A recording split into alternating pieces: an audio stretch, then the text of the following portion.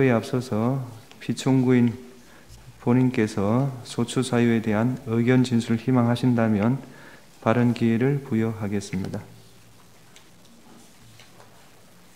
어느 정도까지 말씀드려야 될지 모르겠습니다만은 양해해 주시면 제가 일어나서 할까요? 네. 좋으실 대로 하십시오. 그러면 마이크가 이러니까 제가 앉아서 하겠습니다. 편하실 대로 하십시오. 제가 오늘 처음 출석을 했기 때문에 그냥 간단하게만 말씀을 드리겠습니다. 여러 가지 헌법 소송으로 업무도 과중하신데 또 저의 이 탄핵 사건으로 또 이렇게 고생을 하시게 해서 먼저 우리 재판관님들께 송구스러운 마음입니다. 저는 철들고 난 이후로 지금까지 또 특히 공직 생활을 하면서 자유민주주의라는 신념 하나를 확고히 가지고 살아온 사람입니다. 헌법재판소도 이러한 헌법 수호를 위해서 존재하는 기관인 만큼 우리 재판관님들께서 여러모로 잘 살펴주시기를 부탁드리겠습니다. 또 필요한 상황이 되거나 질문이 계시면은 말씀드리도록 하겠습니다. 감사합니다. 피청구인에 대한 신문을 하겠습니다. 피청구인 본인께서는 그 자리에 계시면 되겠고요. 질문사항은 2개밖에 없습니다. 피청구인에게 진술 거부권을 고지해 드립니다. 질문 전체에 대해서 또는 개개의 질문에 대해서 진술을 거부할 수 있습니다. 신문이 예정돼 있지 않았던 상황으로 알고 있는데요. 제가 지난밤에 오늘 발언 기회를 줄 수 있느냐 협의할 때 분명히 말씀드렸습니다. 재판장께서 하시면 제가 2가지만 아는 묻겠습니다. 대로 말씀을 드리겠습니다. 네. 첫 번째 질문은 국가 비상입법기구 관련 예산을 편성하라는 쪽지를 기획재정부 장관에게 준 적이 있으십니까?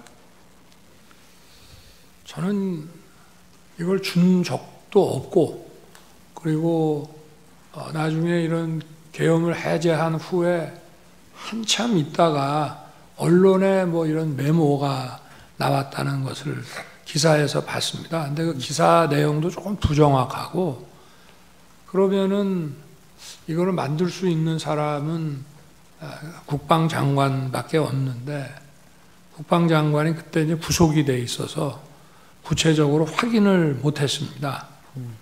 그런데 그 내용을 보면 좀 그 내용 자체가 좀 서로 좀 모순되는 것 같기도 하고, 그런데 하여튼 뭐 그 부분에 대해서는 그렇습니다. 뭐 자세하게 또 물어보시면은 제가 아는 대로 답변을 드리겠습니다. 예, 2번째 질문, 마지막 질문 드리겠습니다.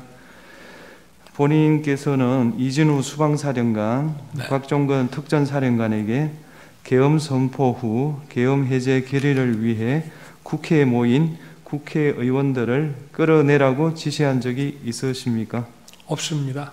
네. 일부터 이제 관련자들 증인 신문이 이루어질 텐데, 김용현 증인은 뭐 변론으로 하더라도 나머지 증인들의 경우에는 피청구인이 군통수권자 지위에 있으면서 선언했던 이 계엄 선포 당시에 피청구인으로부터 여러 국회, 특히 국회 계엄 해제 요구 의결을 방해하기 위해서, 저지하기 위해서 구체적인 지시를 받았던 사람들이 여러 사람 있습니다.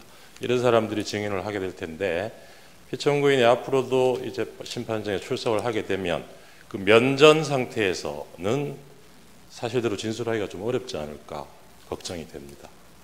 그런 점을 고려하셔서 피청구인을 퇴정한 상태에서 신문이 이루어지게 해주시거나, 그것이 어렵다면 적어도 피청구인과 증인이 직접 눈을 마주치지 않을 수 있도록 가림막 같은 걸 설치한 상태에서 증인 신문이 이루어질 수 있도록 해주시기 바랍니다. 예, 재판부 평의를 거치겠습니다. 피청구인 측 하시고 싶은 말씀 있으십니까? 예. 탄핵 재판이라는 게 형사 소송 절차 준해서 하는 것이고, 또 제가 지금 직무 정지된 상태이기 때문에 어떤 영향력도 행사할 수 없습니다.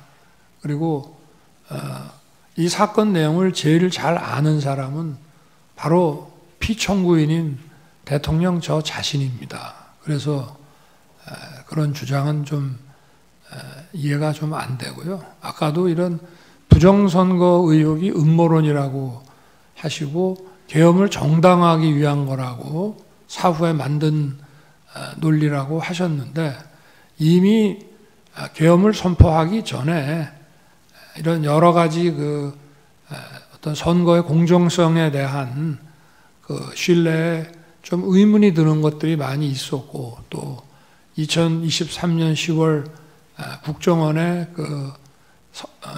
선관위 전산 장비의 아주 극히 일부를 점검한 결과 문제가 많이 있었기 때문에 부정선거 자체를 색출하라는 것이 아니라 선관위의 전산 시스템을 전반적으로 스크린할 수 있으면은 해봐라. 어떤 장비들이 있고 어떤 시스템에 의해서 가동이 되는지 그런 것이기 때문에 저희가 무슨 선거가 전부 부정이어서 믿을 수 없다 하는 그런 음모론을 제기하는 것이 아니라 팩트를 확인하자는 그런 차원이었다는 점을 이해해 주시기 바랍니다. 네. 이상으로 예. 청구인 측에서 보여준 그 영상에 대해서 예. 제가 그냥 짧게 한 말씀만 예, 이해를 돕는 차원에서 하십시오. 잘 봤습니다. 그런데 아까 그 군인들이 본청사에 진입을 했는데 직원들이 좀 저항을 하니까 스스로 이렇게 나오지 않습니까? 얼마든지 더 들어갈 수 있는데도 저게 이 점을 좀 국회의 의결을 방해했다는 얘기를 자꾸 소추인 측에서 또 지금 민주당에서 하고 있는데, 저는 그런 말씀을 하나 드리고 싶습니다. 가사 그러면 12월 3일, 4일 그 밤에 내려진 의결을 군을 투입해서 방해했다고 한다면은, 그럼 그걸로 이제 더 이상 계엄 해제 요구를 못하고 계엄이 쭉 그냥 가는 것이냐? 저는 그렇지 않다고 봅니다. 대한민국에서 국회와 언론은 대통령보다 훨씬 강한 초갑입니다. 만약에 제가 무리를 해서 계엄 해제 요구 의결을 못하게 한다 해서 국회 아니라 다른 장소에서도 할 수 있고, 그 이후에 얼마든지 계엄 해제 요구를 할 수가 있습니다.